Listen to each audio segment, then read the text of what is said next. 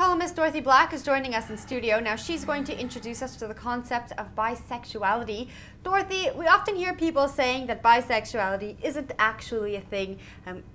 They say maybe the person is gay and they just don't want to admit it, or they're just being greedy. They want everyone to have sexual experiences with. What has your experience been like with bisexuality? Yeah, well, I think when it comes to bisexuality, we limit our sexuality so much. It's so polar. We either want to put people in like a homosexual box or in a straight box, and we kind of ignore everything in between. And anything that slips out of those boxes, we then label as being greedy or confused or actually gay. And I think that actually, the thing with bisexuality is that it is being emotionally and romantically and physically attracted to people of both sexes. Mm-hmm. And that is a possibility, and that happens. There are people who are properly 100% bisexual, and we need to start realizing that and incorporating the fact that it's not just gay and straight. There's bisexuality, pansexuality, asexuality.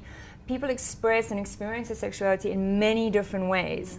Why do you think that there are these very two defined, versions of sexuality, if you will? Oh, geez, we've only just gotten one other one. We're so used to seeing the world as just straight, as incredibly heteronormative. Man likes woman, woman likes man.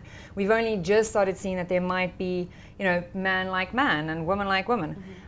And I think the fact that we've got this incredibly polarized view is because we haven't allowed ourselves, society hasn't allowed ourselves, our culture hasn't allowed ourselves, tradition, anywhere you bring it, we haven't really allowed ourselves to explore anything outside of a very heteronormative paradigm, which is man likes woman. And so now we can kind of get our heads around a homosexual experience, and now we're asking people to kind of, really go out there and think of like a gray sexuality where someone could like many different sexes.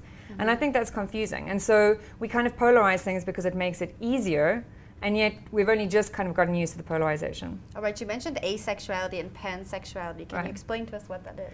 Well, the funny thing with sex is that we kind of just assume that everybody is that has a sexuality they're sexually attracted towards something. Asexual people don't necessarily want to have sex for orgasm. They don't necessarily feel turned on sexually. It doesn't mean they don't like cuddles, doesn't mean they don't like physical attention, but they don't necessarily want to have sex. Okay, so that's asexuality. Pansexuality are people who are sexually attracted to anybody. It doesn't matter what your gender is, doesn't matter how you assign gender to yourself, the sex of your body, what your sexuality is. Pansexuals are basically attracted to people, full stop.